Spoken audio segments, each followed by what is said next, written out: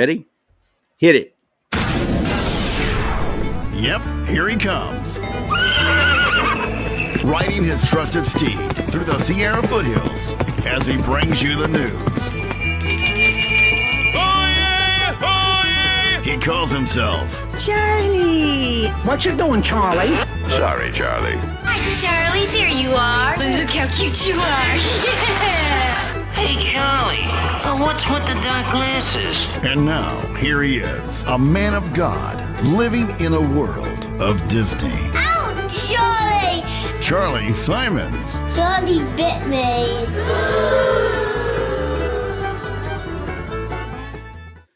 Yes, indeed. Hello, my friend.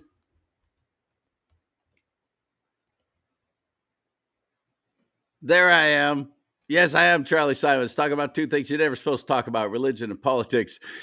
That's what we do. It's kind of important. One decides what life is going to be like here on Earth. The other one decides what it's going to be like when you leave it. Don't stop talking about those things, even if everybody goes, oh, it's impolite, not supposed to, it's too divisive. Yeah, well, I'm not quitting. I'm not stopping. I'm not shutting down, even though my president won. And he hasn't been, we got a while. We got a while. Until the election certification and then he's not sworn in until January 20th. January 20th. We got a while, and they're going to do everything they can to make sure he never sits in that Oval Office again. Everything. I am not going to be surprised by anything that happens, but I am going to be infuriated if they are successful in assassinating him, because that's on their list too. I'm quite sure of it. Come on. We got to pray for our president. We got to pray for his safety, pray for the safety of his family, his cabinet, his staff, his volunteers. Pray for their safety, because that's truly the best thing you can ever do for anybody is pray for them. Is he a pastor that I elected? No. And the fact that these hypocrites I see on the left losing their minds talking, you elected a convicted felon. Those are trumped up, ridiculous, stupid charges that are going to be dropped. There's countersuits going on. There's appeals coming up. They're falling apart. The left is falling apart. Thank you, Lord, for waking up so many people and letting them realize they need to do something other than just complain, even just voting. Thank you, Father, and all the candidates who are on the right, conservatives who ran and didn't win, like Kerry Lake down in Arizona. I'm still surprised by that. I'm also quite confident that there was rampant cheating, because that seems to be the norm in California and Arizona and so many other states that at one time were conservative but are now, they seem to be just lost. So, Father, please protect us, protect your children, protect Donald Trump, protect his family, protect his staff, his volunteers. Please protect them, Father. Lift them up. Help them. Let him take office, Lord, and your will be done. Your will be done ultimately, most importantly, on earth as it is in heaven. Whatever your will is, that's what I want. But in the meantime, Father, I'm praying to you and asking you, Lord Jesus, in your name, to protect and lift up Donald Trump and his family, staff, all involved. In your name, Christ Yeshua, King Jesus, amen and amen.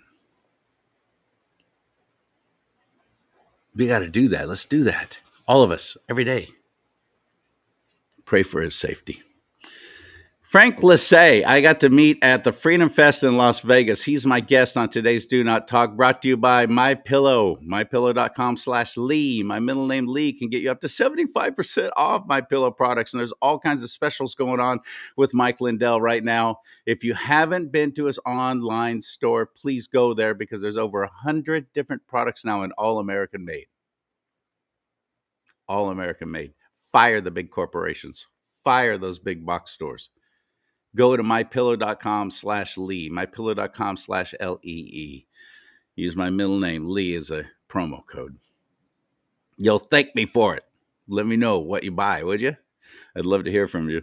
Hello, Frank. How have you been, my friend?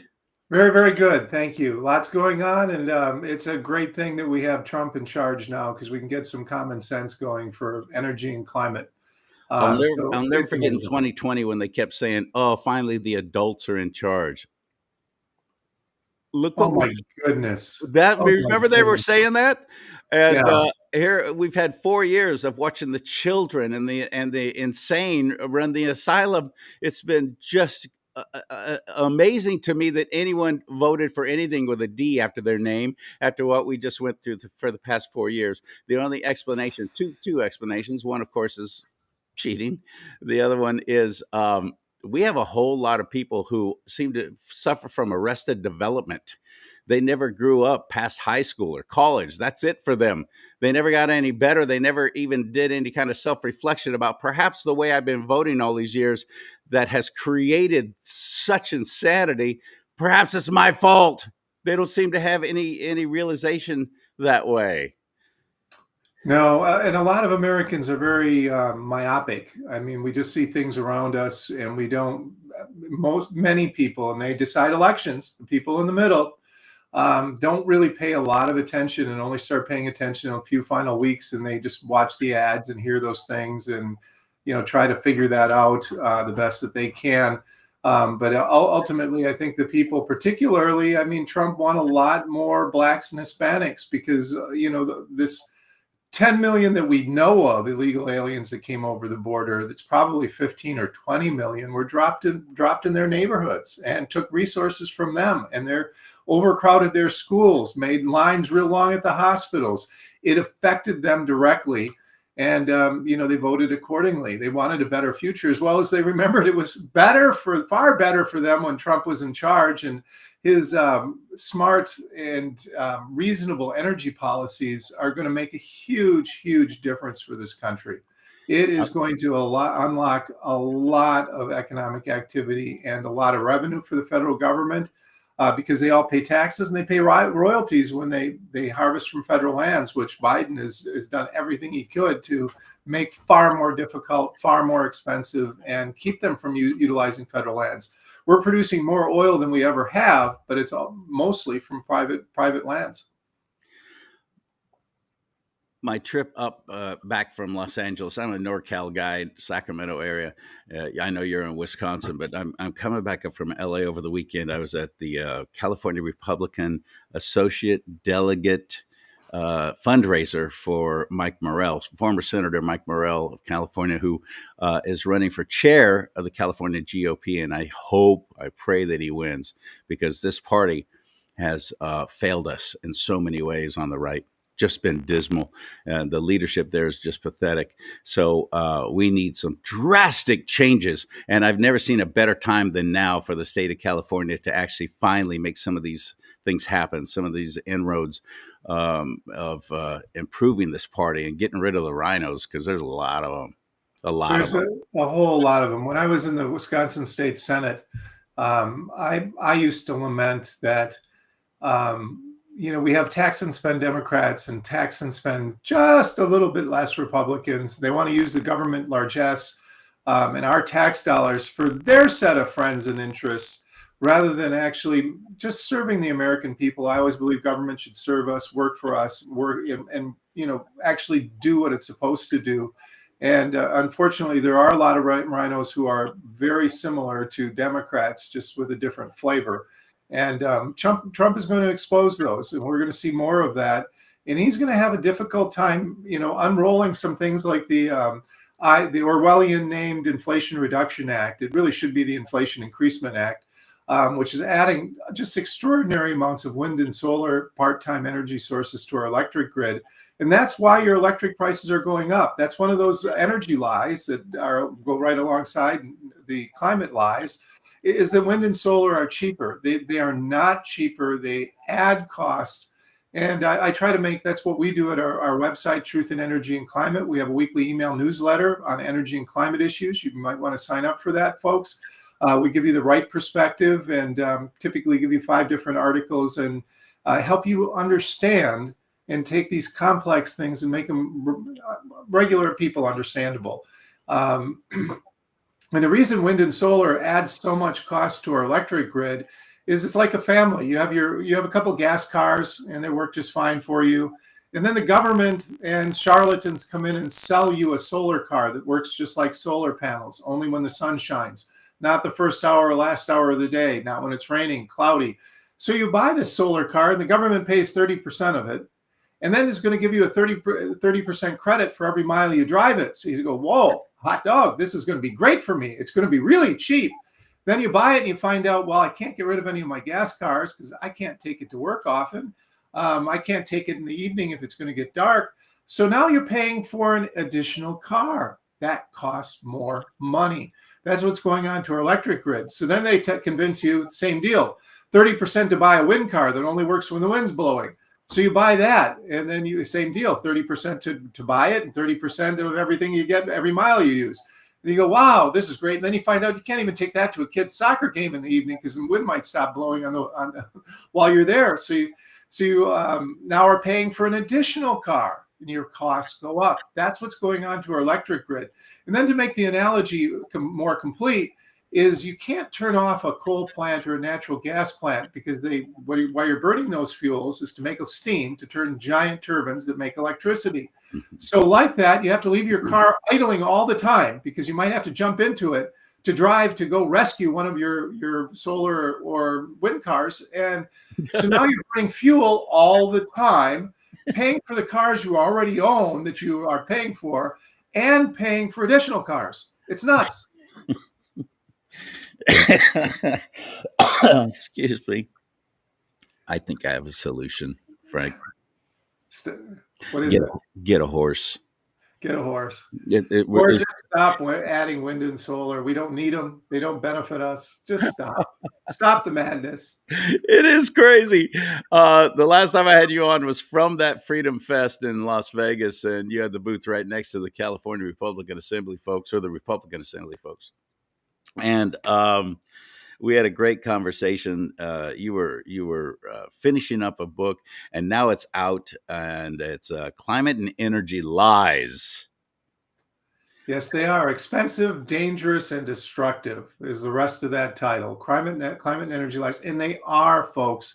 And our energy policies of the left that they've been, Biden and team have been jamming down our throats, are very expensive and dangerous and destructive. They're dangerous to our national security.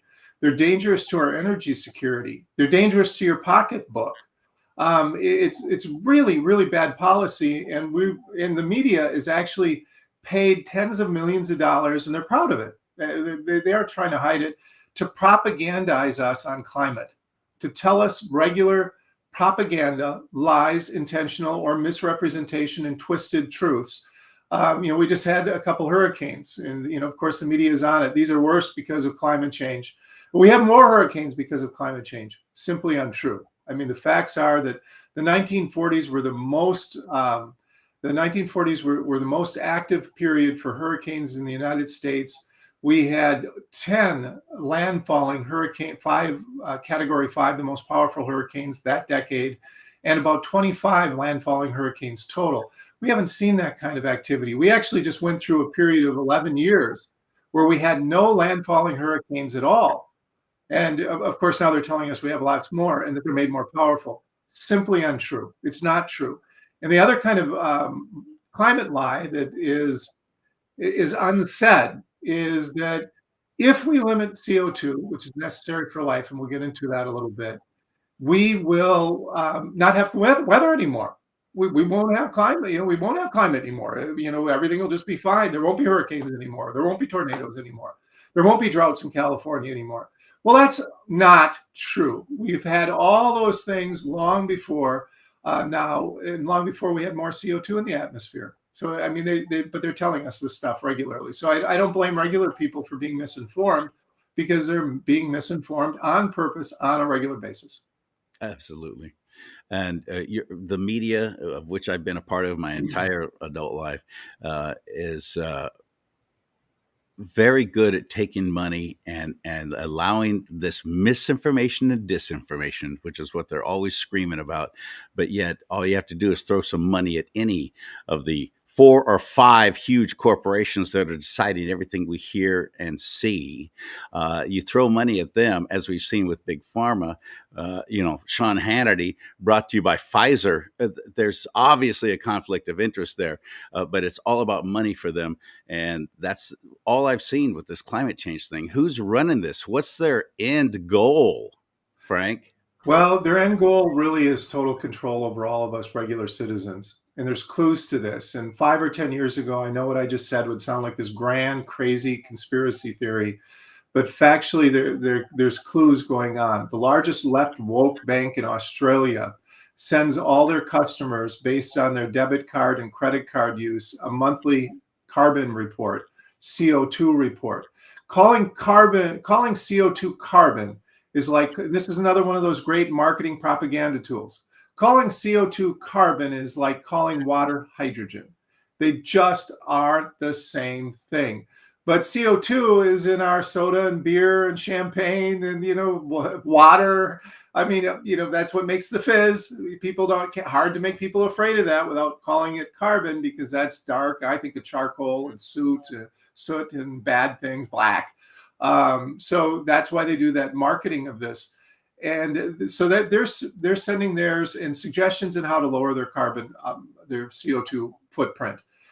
In Sweden, they're beta testing a CO2 tracking card. So everything you do will be tracked on that card. So you're watching Netflix or you're listening to this, everything that you do will be tracked on that CO2. Now, why would you need to do that?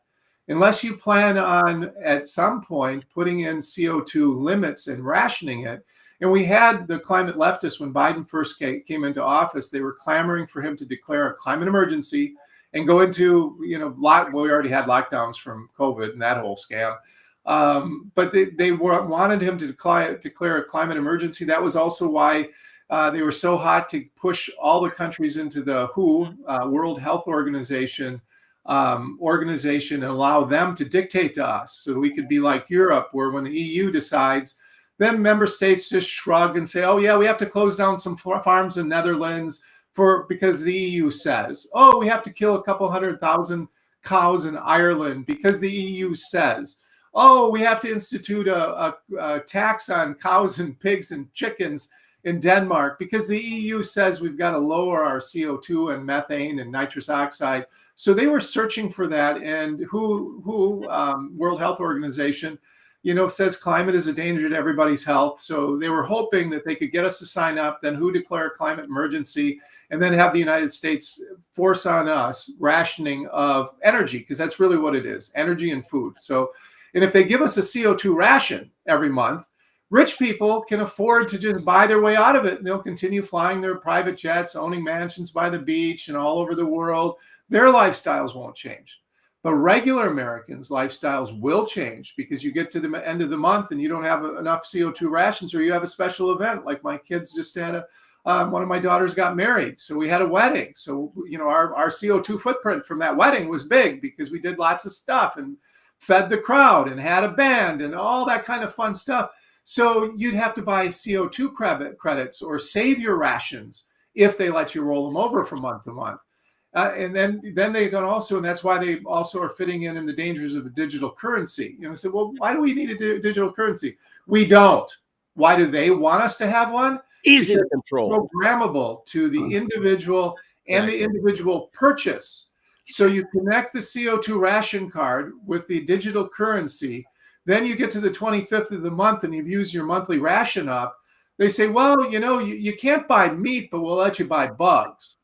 You can't buy this, but we'll let you buy that, because we're going to modify your behavior. You can't put gas in your car, but we'll let you charge an electric car or an electric scooter.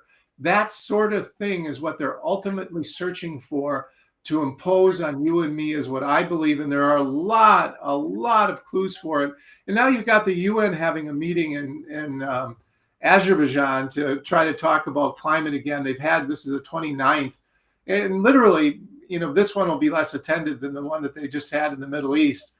But they had 100,000 people fly in to the desert with 120 degree temperatures, funded by fossil fuels, with the food all flown in, to be on this junket to tell us how we need to lower our CO2 footprint.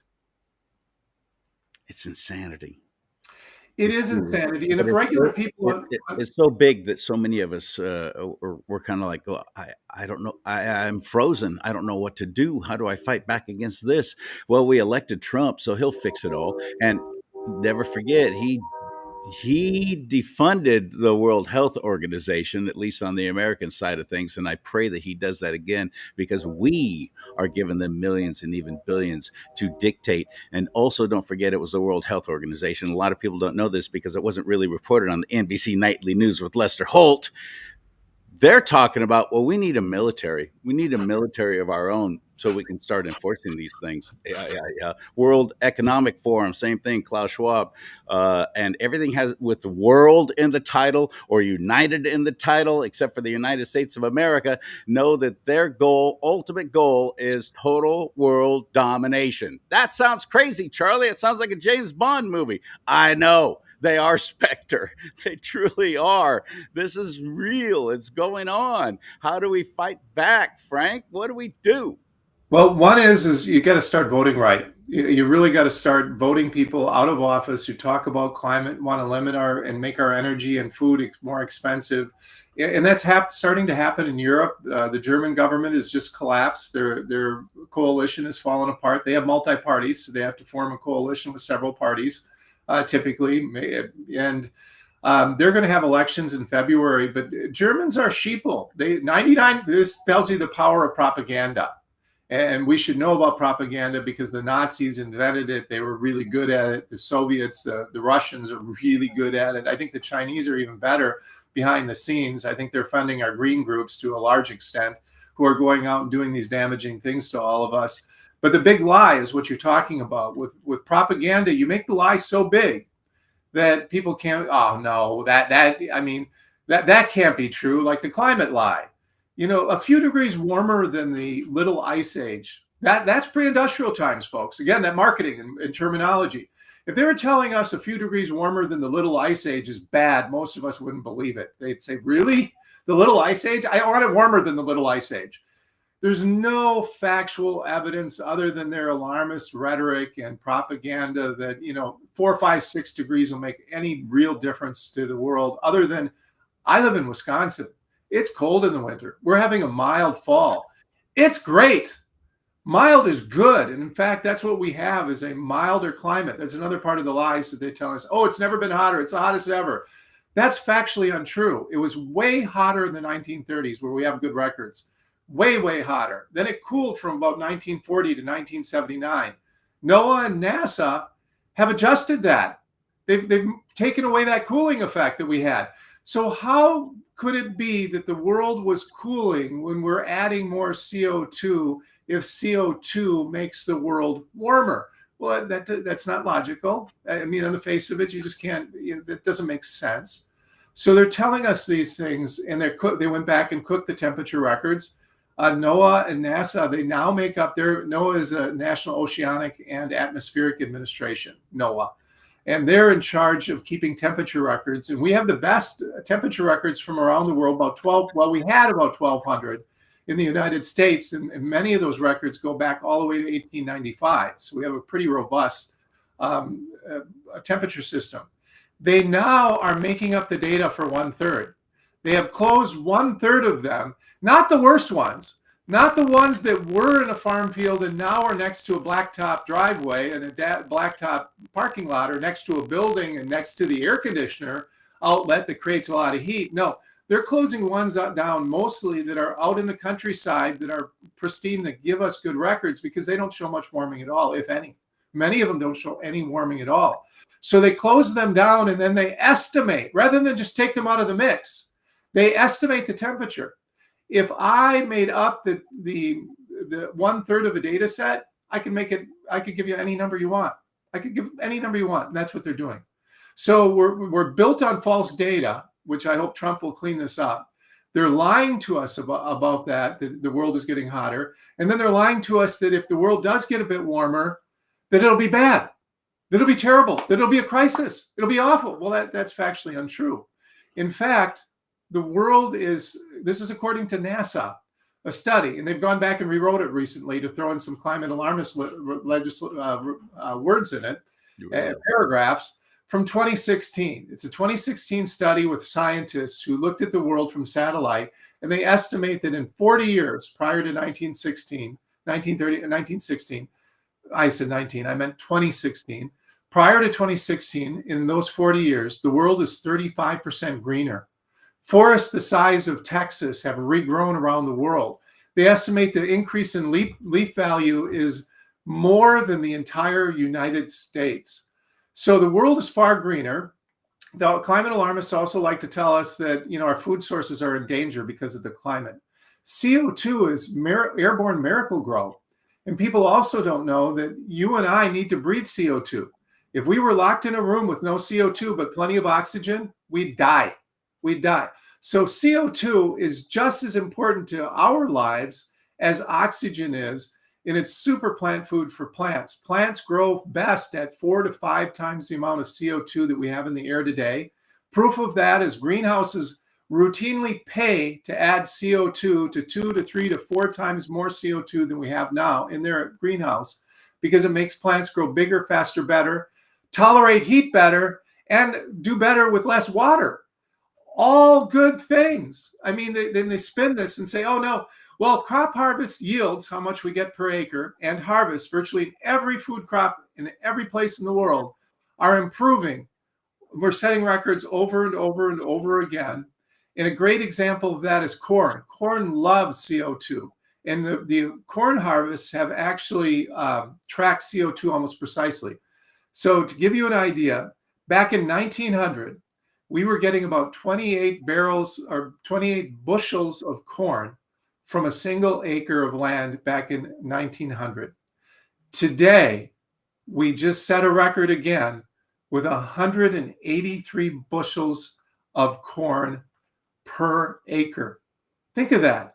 We've gone from 28 bushels to 183 bushels, and it's getting better, folks.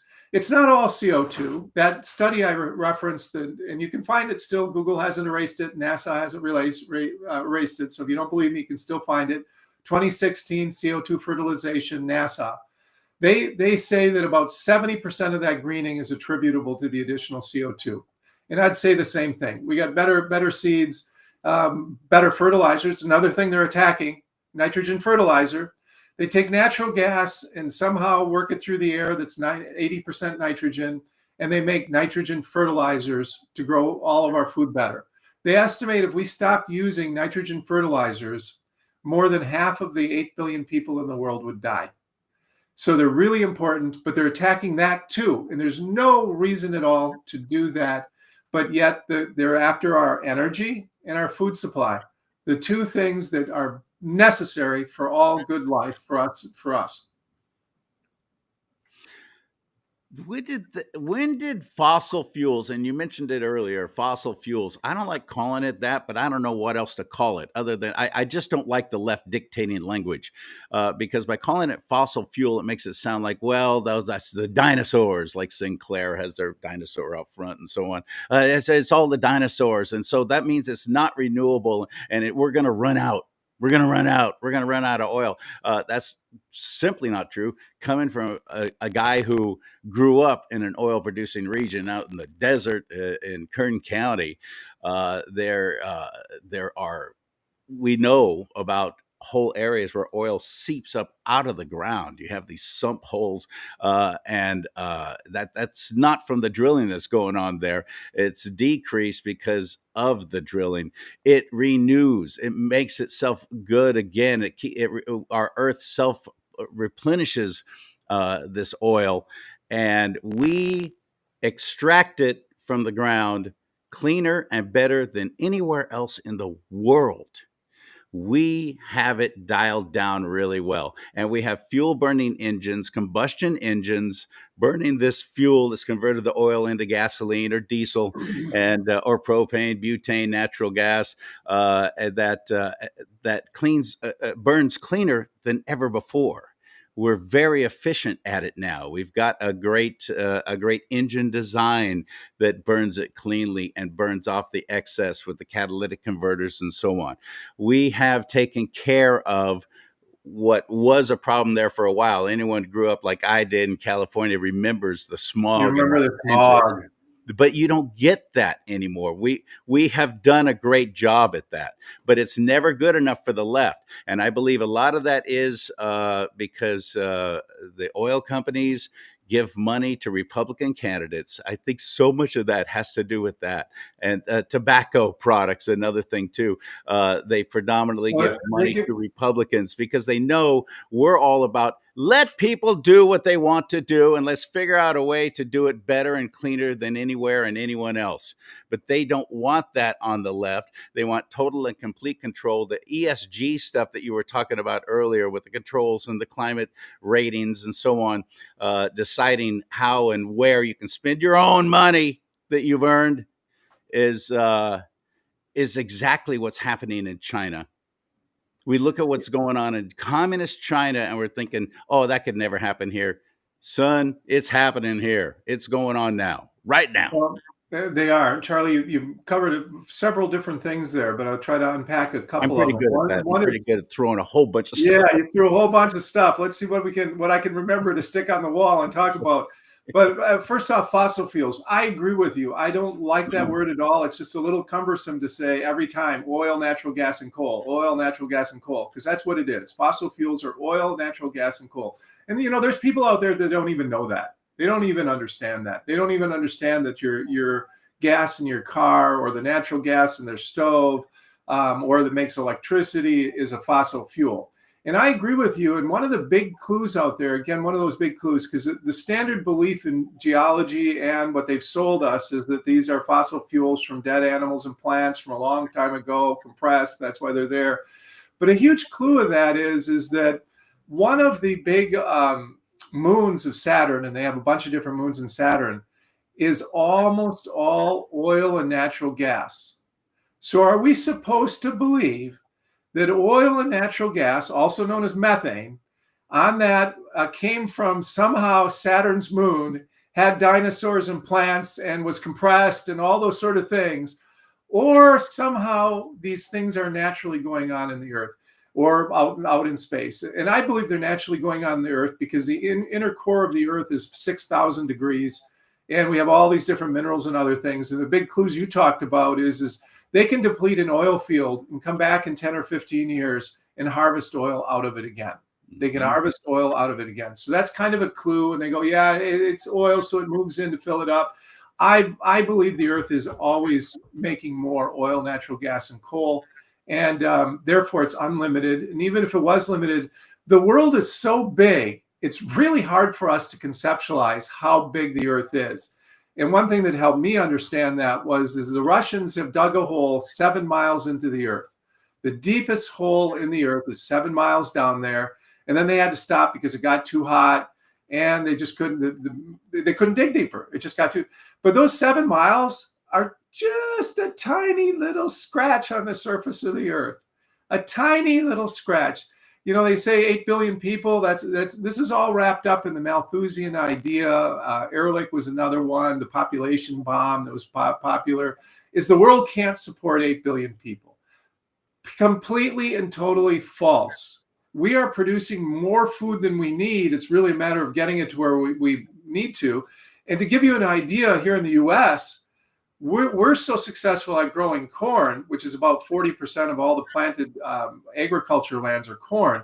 A full third of that goes in our gas tanks, a full third of it. So we're putting it into our gas tanks for an inferior fuel for the climate. It is inferior. It's all part of the climate scam. It's ruining people's small engines. Yeah, it's more expensive and inferior. Anybody who's used it knows, and I've tested it myself. I used to use E85, but it had to be at least 50% cheaper because my gas mileage dropped by 50%. So it had to be at least 50% for me to use E85. So I know it didn't work real well. But we're doing that for the climate. In fact, there's some studies out there that say it actually creates more CO2. Growing that corn and processing that corn and turning it into ethanol to put in our gas tanks creates more CO2 than if we just use gas. And there you go. But, hard to undo that because, hey, now it's 30% of our corn crop. And, Iowa plays an outside role in our, presidential elections. So nobody wants to touch that one. It's interesting. What was the other thing you were talking? The oil interests give money to Democrats as well. And I also, as much as what I do and other organizations, I've networked with them. So I know other people that do what I do, which is spreading the truth about climate and energy and the lies that they are and unpacking that, is that the oil companies don't give us any money. The natural gas companies don't give us any money.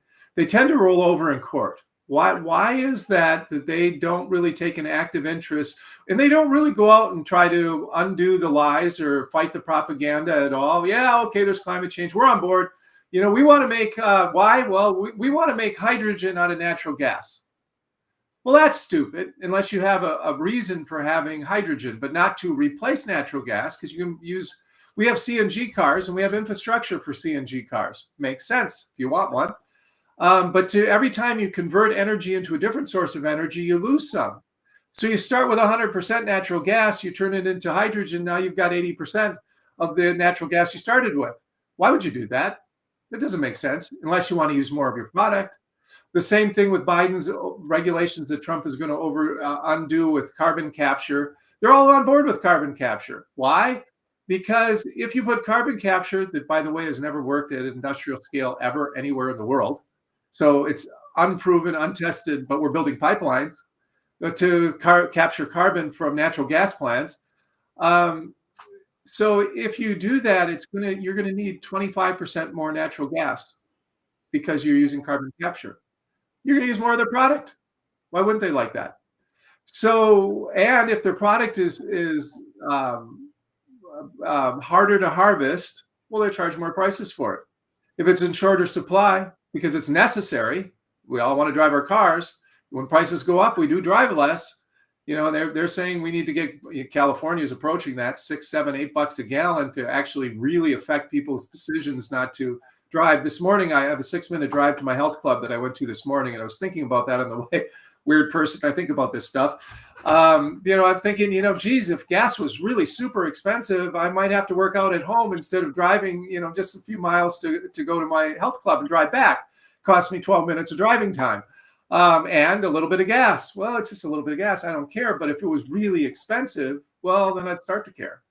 And that's what they want to do. That's the other reason they want to force really expensive energy on us, because without those huge subsidies and favorable treatment, wind and solar would never be done. And they aren't even making profits now. Many of the companies are going under, even with 30% to build and 30% payment for what they're making.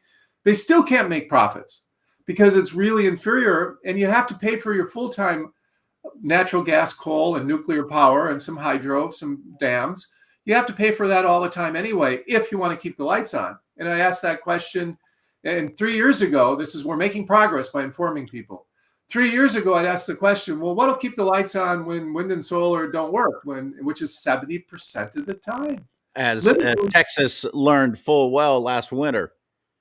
Well, yeah, and sometimes they don't work at all when you really need them. When it's really hot or really cold, they both tend to go different directions. The same thing in New York. New York has a weather pattern that in August, it's really usual to get kind of a little bit foggy, very misty, and very hot and very still. It's oppressive. You need air conditioning really badly. The wind isn't blowing and there's not much solar being made.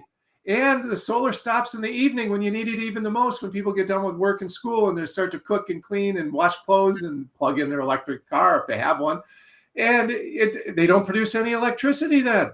It's nutty. And then people go, well, you have batteries. Now they at least admit you got to have batteries.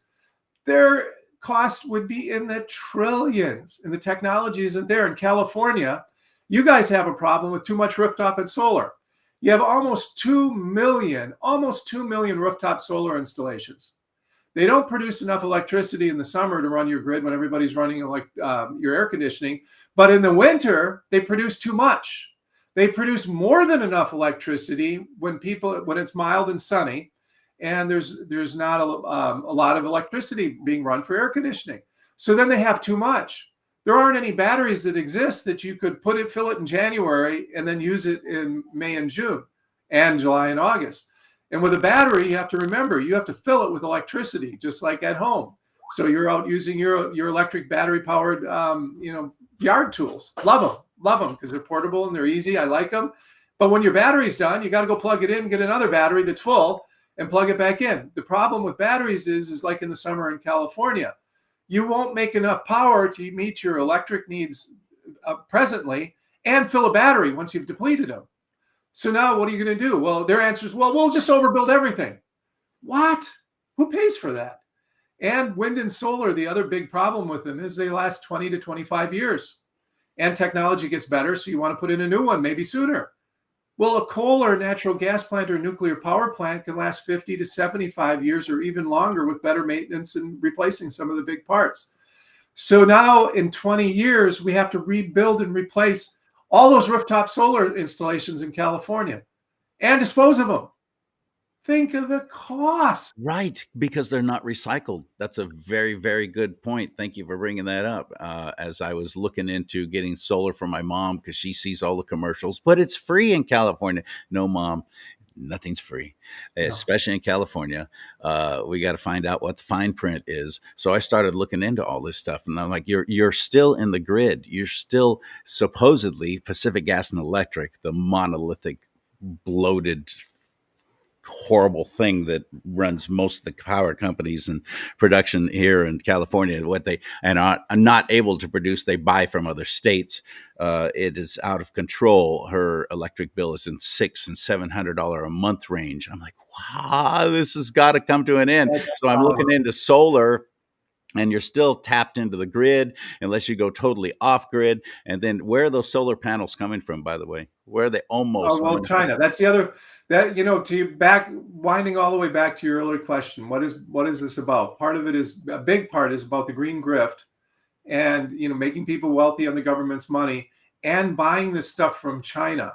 So the Inflation Reduction Act, the Inflation Increasement Act that Harris provided the tie-breaking vote. Not a single Republican supported it in either house. They're taking money we don't have, adding to our $35 trillion national debt, increasing our $1 trillion payment on that, adding inflation, because when you add more government spending, you get inflation. And then they're buying 80% of this green crud from China, helping them grow their military, their economy, their lifestyle. And then it's worse. So China does it. Why is China doing it? And the same thing now with electric vehicles and batteries. They've cornered the market on graphite. China makes 100% of the graphite. Graphite's necessary for every single battery, every single one. They produce like 95% of the cobalt. They own half of the cobalt mines, should be bled cobalt. About 40% of it's made with children in Africa under horrendous conditions. Yes. It should be like bled diamonds that change that industry. We should have bled cobalt to change that industry. But China has cornered all this. Why? Because it's expensive and difficult and takes a lot of energy to change, and it produces a lot of acids and chemicals and the leftover waste that's often caustic. So they have all those sort of things. So China uses 56% of all of their energy comes from coal, and they don't use clean coal technology. So they use dirty coal, cheap, because it's cheap and reliable and abundant. Then they have 1 million people in slave labor camps, so they don't have to pay them anything, literally. And they have very low labor costs, and they have almost no environmental protection. So they dump those acids and chemicals and the extra stuff just right in the ground or in the rivers where it goes in the ocean. So they're always going to be the low-cost provider because their priority is to make their people's lives better faster. And they can do that by being the cheap provider and selling us all this stuff.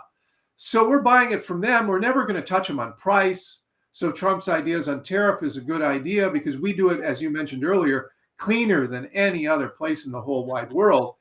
But we're adding to our debt to drive up our electric rates, to make our electric grid unreliable, to buy it from China so they grow strong and we grow weaker. Speaking of electric grids, so many people don't even know how that works. They think it's kind of like the internet. just like this big Well, Charlie, I turned the lights some work sports. on No, and there's the individual electricity works. stations. All you got to do is take out a few of those, and you could an entire region, the western side of the United States of America, goes dark.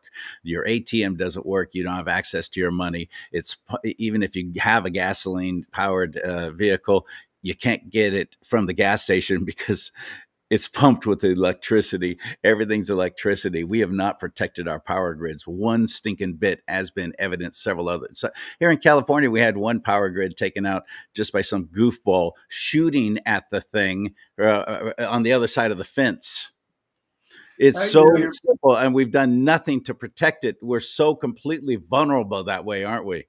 Well, instead of wasting trillions on building wind and solar and the thousands and thousands of miles of transmission wires that are wildly expensive and batteries, we should be spending we shouldn't be spending all that money to begin with.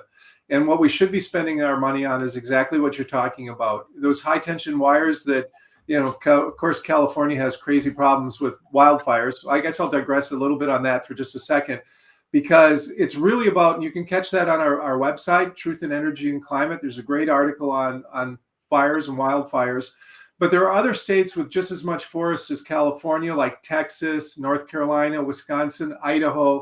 They have very few out of control giant wildfires. Why? They manage them. They do controlled burns. They harvest and cut the fuel, because when forests die, and there's a great picture on our website of federally controlled land and managed land next to it. One's green and vibrant, unlikely to catch big fire. The other's brown and falling apart and ready to just like a tinderbox. Yeah. So California has gone, well, we're going to go all natural. We don't want controlled burns even. And there's a Stanford study, and I'm really surprised they allowed him to publish it. But he said, we should do what the Native Americans did before we got here and have controlled burns. Makes a lot of sense. So California sets themselves up for this. Then they blame climate change. It's convenient, like they did in Maui. Yep. This isn't us. It isn't us taking the cows off the land that keep the grass cut low. It isn't about us stopping sugarcane fields so that we harvest it. We just let natural grasses and invasive species from Africa grow, and then they got dry, and then it caught massive fires. It's not our fault. It's climate change. Well, no, it is management makes all the difference in the world. But even with good management, from time to time, you're going to still have fires. They're going to happen. That's another kind of climate lie. If we just had less CO2, we wouldn't have fires anymore. No, that's just not true. But we should be burying those high transmission wires because they have a lot of ambient electricity, or they can get struck by lightning, or are vulnerable if it gets hot and they create fires. We should bury those. The same thing in Florida. They're starting to bury those. Why? So they don't get taken out by the next hurricane, because hurricanes are going to keep happening from time to time. So we should spend our money wisely on that, hardening our electric grid and protecting it. And people don't realize it, but if we went within about 3 months with no electricity, huge amounts of people would start to die and would start turning on each other. It would be like the zombie apocalypse, because after a month or two of people starving, they would be looking anywhere they can to get food and things. And because our whole, as you pointed out, and kind of an interesting sidelight to that, I talked to a friend of mine who lives in Florida. Florida passed a law that all gas stations have to have a backup source of electricity, so that if the electricity grid goes down, they can still pump gas. Most of them didn't follow the law. So when they had the hurricane come through and electricity was down for several days, they couldn't pump gas because they didn't have a backup generator. And of course, you can't charge your electric car at all. So if you're, and that's the other part of this. If they're successful, and that's another one of these things, somehow electric cars are better for all of us. Nutty, wrong. No, they aren't. Hybrids make sense. I think hybrids do. And Toyota says, fully agree. And as much as we all we pick up truck driving dudes always make fun of Priuses, it is a superior design. It's a very well-made car, and the design of it is very efficient and self-sufficient. Well, and they get 50 to 60 miles to the gallon. I mean, that's a big benefit that the marketplace is adopting them without government subsidies, without the government paying for it. Imagine that. On us. Free market actually working things out and making things work better. It actually does work. If we don't have enough of those minerals that China controls, cobalt, lithium, graphite, that have to go into those batteries.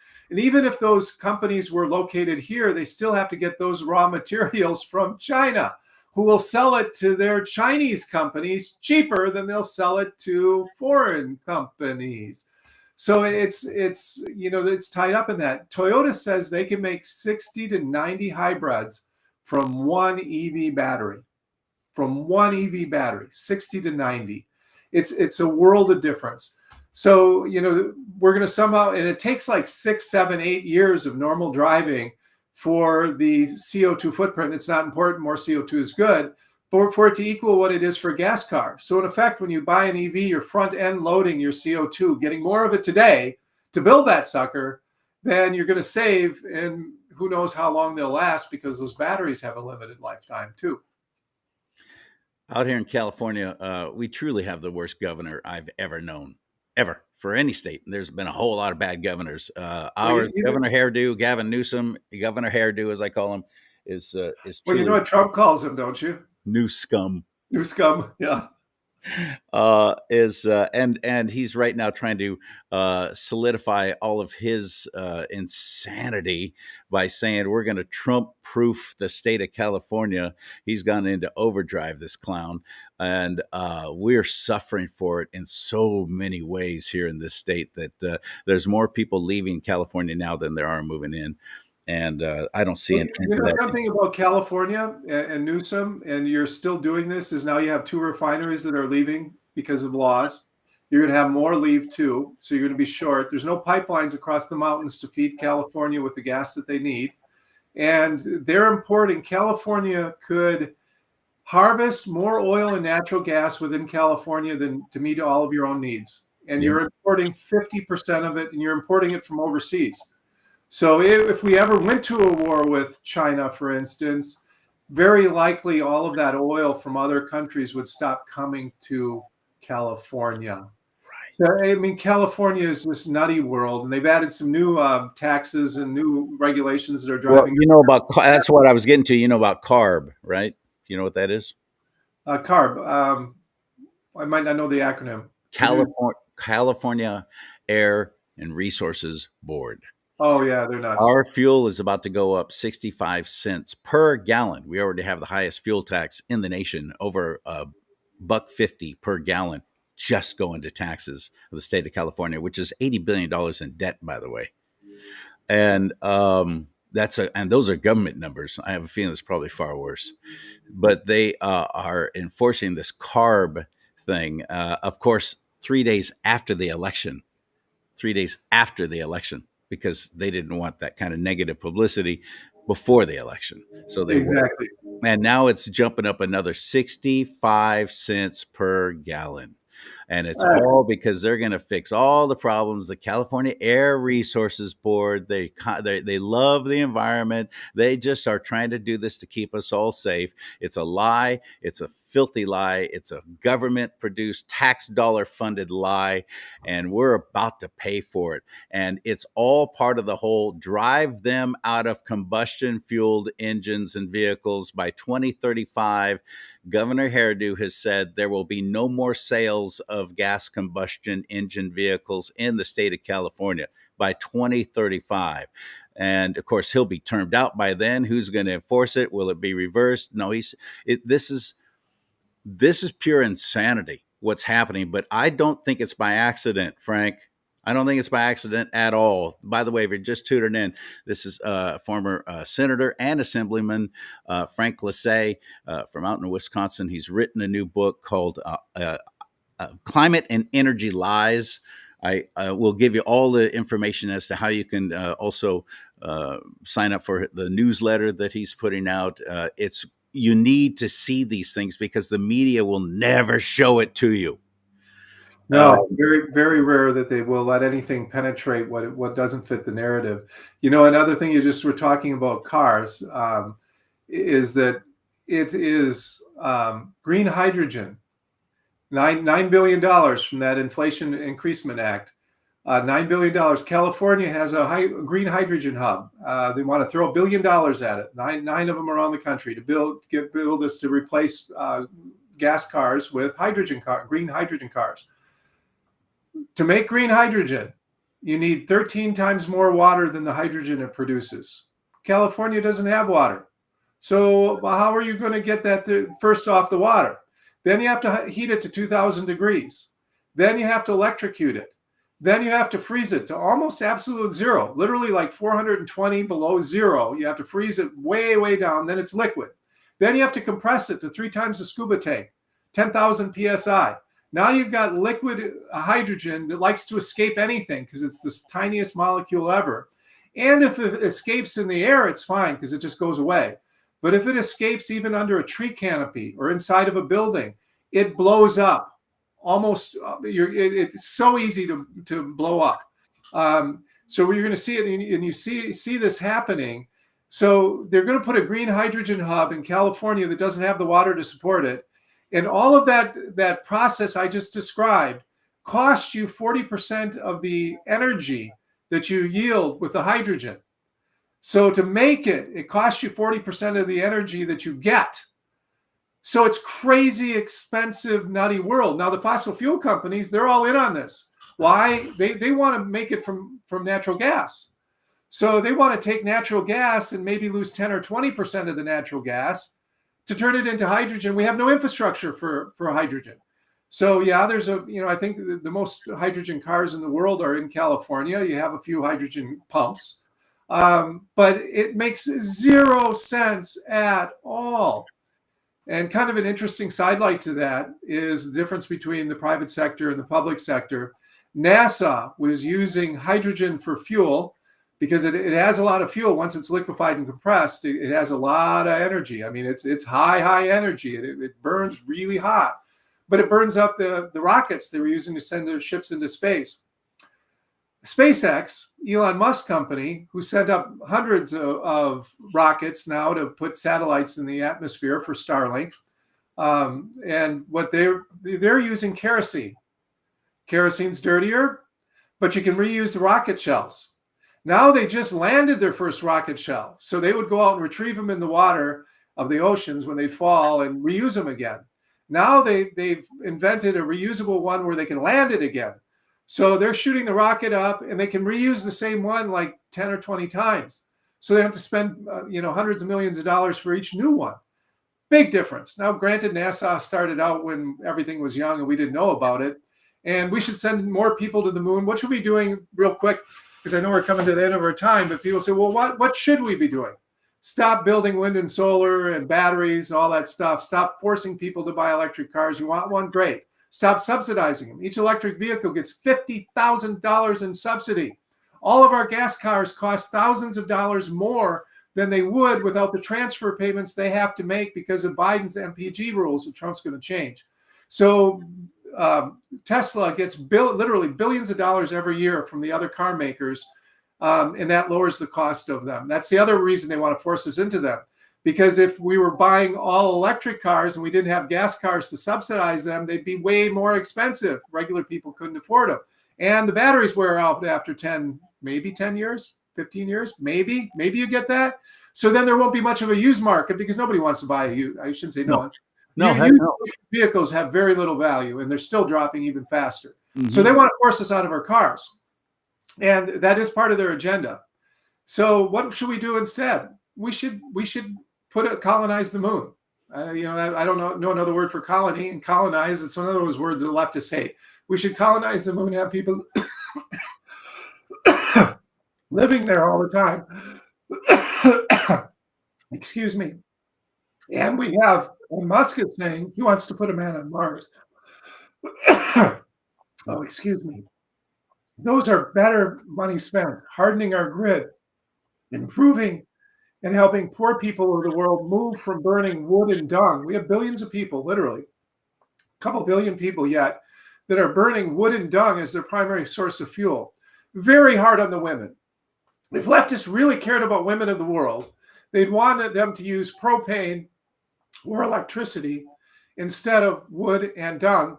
And the forests and the forests would benefit greatly from that as well. And there's great examples of that. And one of those is covered in my book, Climate and Energy Lies. Get it on Amazon. where I look at the island of Hispaniola, Haiti on half, and Dominican Republic on the other half. It's a great visual of it from Google. One half is green and vibrant. 43% of the jungles are still there. The forests are still there. The other half, they've cut down literally all of the trees because they burned them for fuel. Dominican Republic has really great resorts. I went to them once. Highly recommend them. People work there. They have better lives because they work there. They can afford to send their kids to school because they work there. And the government subsidizes propane for cooking and heating for poor people. So the government lowers the cost, so it's cheaper and better and cleaner for them to use propane to cook and heat their home than it is to go out and cut down a tree nearby. And it's so prevalent. It's And so prevalent. they're building a wall across their whole country from Haiti because they don't want the Haitians coming over and cutting down their forests too. And they're deporting them because their country is completely imploded and is just a complete disaster. And Kamala Harris, by the way, flew them here and gave them special privileges, 300,000 Haitians. And yes, they are eating cats. They do eat animals. They are killing the geese in the ponds and taking people's cats. It's amazing, but we flew them in here because their country has imploded. We need fossil fuels. We need those things. They provide us great life. Nitrous oxide and methane, real quick, because I think we're at our limit here. Yeah, are tiny, minuscule parts of the atmosphere. Tiny. Each one will take 270 years to double, and when they double, they'll still be tiny parts of the environment. Here's how tiny they are. Water vapor is 20,000 parts per million. That's the biggest greenhouse gas. One of those hide the facts. The biggest greenhouse gas is water vapor and clouds. Water vapor and clouds provide the biggest part of greenhouse effect. Next is CO2. Remember, it's 20,000 parts per million. CO2 is 420 parts per million. Methane, natural gas, is 1.8 parts per million. 1.8 parts per million. In 270 years, there'll be 3.6 parts per million. Nitrous oxide attacking the fertilizer industry, attacking our food supply. 0.3 parts per million. 0.3 parts per million. And in 270 years, it'll be 0.6 parts per million. But yet, they're telling us we need to limit those things and spend lots of money to do it. This stuff is built on lies, folks. We got to tear the veil away. It does work. When people learn these facts, like for 500 years, there's no disputing it. We had the Little Ice Age from 1300 to 1850. Prior to that, from 900 to 1300, Vikings settled Greenland and sailed to America. It was warm enough for the Vikings to grow barley, trees, and milk cows in Greenland. It's far too cold to do that now. The naysayers say, oh, well, it was just local. It was just Greenland, maybe Europe, but the rest of the world was really very, very cool. It wasn't a worldwide warming event. That's BS. It was warmer then. It was warmer during the Roman warm period. It was warmer the first half of the Holocene period, this interglacial period that we live in now. So we need to keep educating people on the lies of climate and energy, because when they start to hear the facts, they go, well, that's a bad idea. I don't want a lesser life. I want my kids to have a better life, not a worse life. I want my grandkids to have a better life, not a worse life. I don't want to be limited. I don't want to be on rations. I don't want my food to be so expensive I can't afford it, or I can't afford to air condition my home or heat my home in the winter, or have to turn my heat to 80 and the air condition at 80 because I just can't afford it. Like a lot of people do. Actually, it's 78 in Phoenix is the average temperature. They got a lot of older folks that like it warmer, but yeah. I mean, what do you do for your mom who has a $600 electric bill and wants to use her air conditioning? That's an oucher. Right. You said something earlier too that, and you're right. I'm so sorry. I want to spend more time with you. We have to have you back. We can do this again. I know you mentioned something though that the government is forcing our vehicle manufacturers to subsidize Tesla. Yes, to the tune of multi-billions a year. I every had year. no idea. They're already struggling especially with the union labor. That's why the companies have left. General Motors is no longer an American company. Chrysler is no longer an American company. The only one left that mass produces vehicles is Ford, and much of what they're building now, they're doing it down in Mexico. I pray that all changes and turns around somehow under President Trump, but I had no idea that they're also being forced to subsidize someone who's making a vehicle that competes against them selling theirs. Oh, it's nutty world. This is what's been going on for years behind the scene, and nobody knows how much in direct billions of dollars the government has thrown at our car makers. And Ford has lost multi-billions on electric vehicles, multi-billions. That's money that could have gone to shareholders and people like your mom who might own some Ford stock and could have gotten a bigger dividend payment instead of their loss on all the stupidity because of government regulations. I really believe Trump's going to change that. That's on his list to change, and it'll be a sea change. And if people want electric cars, they're cool. I also wonder, why can't they put that cool technology in a gas car? I mean, why can't they put the tool? It's mainly the cool technology that makes them so neat. And yeah, they're quiet. That's nice. Not so good if you're walking on a road and don't hear them coming. Right. Or if they catch fire in your garage, or Right. a whole other issue. I mean, we could talk a lot about all that kind of stuff. But the bottom line, folks, is you need to gauge on these issues. As much as your kids and grandkids don't want to hear it, you need to start talking to them about it. You need to test them on the facts. Yeah, because I guarantee you, their teachers at public schools are talking about it, and they're pushing out more lies just to keep kids in fear that we older people are trying to destroy the planet. It's just insane. I suggest you get Frank Lasse's book. Lasee is how you spell his last name. Frank, his book is Climate and Energy Lies. Find it, like you said, on Amazon. But do you have a website or something that we? Yes, our website is truthinenergyandclimate.com. Truthinenergyandclimate.com. You can sign up for our weekly e-newsletter there, and you'll get stories about energy and climate that you aren't going to see, or if they are from the mainstream, I do Bloomberg articles, New York Times, when they get it right. So they're highlighting those things to help you start to understand this complex world of energy and climate, because it's really important for all of us. This isn't going to go away. Trump's not going to be the final answer on any of this stuff, but we're going to head in the right direction under Trump. For how long? For how long? And are we going to stay smart 4 years from now and actually elect J.D. Vance to be our next president from there? No, it's so simple for these clowns. Just as soon as they get in, boom, we're going to go right back to making us part of the whole new world order. That's as soon as Trump's, I believe 4 years from now, everyone will be far better off than they were before. But then the argument is, let me make it even better for you. The other side twists all of that up, and they claim they can make it better, and people forget, just like now. And Biden and Harris, through their policies, made things a lot worse for us. Trump's going to reverse those policies, and things are going to get a lot better for us. And unfortunately, 4 years from now, it's going to be a great big battle, because the people in the middle will have forgotten, and things will be better for them. That's the worst. So they might take how quickly they forget. And even 2 years from now, if we as a nation stupidly give control of the House back to the Democrats, if we lose that majority, they're going to do exactly what Nancy Pelosi did immediately. Start doing everything they can to dismantle and destroy, because they're doing their father's work just as quickly as possible, for his time is short. And that's what he does. Steal, kill, and maybe destroy. Trump then will say, if that happens, which I pray it doesn't, we should all pray daily on that already for 2 years out. Yep. If that happens, Trump will likely be impeached for the third time. Oh, yeah, most definitely.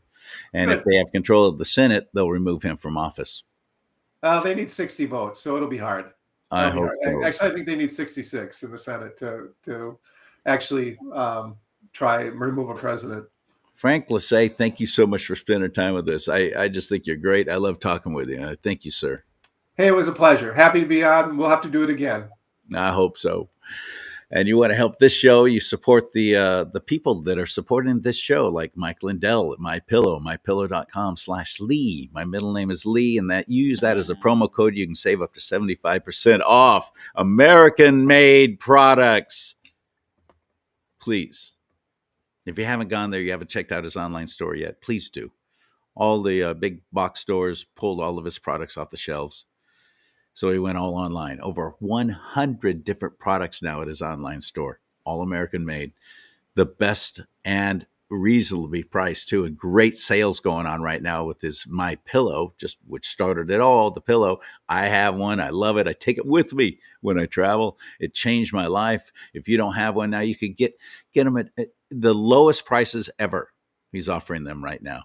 And by using that mypillow.com/Lee, you're also helping this show because he'll share some of the profits with me from what you buy. So mypillow.com/Lee. And if you want to help the show directly stay on the air, I could sure use your help right about now because there's still some equipment I really need to get to be able to make this bigger, better, and continue growing.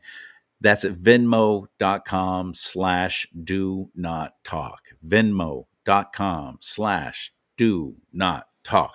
People like Frank, other politicians I've been helping get the word out about what they're standing for, things that I do on this show. I don't ask any money from them. I never do. I don't ask any money from any of them. So it's basically support the products that support the show, the companies like MyPillow, and also if you can support directly, venmo.com/DoNotTalk. You'd be helping tremendously. And I thank you for your time, and may God bless you and keep you. May God bless America, but most importantly, America, bless God.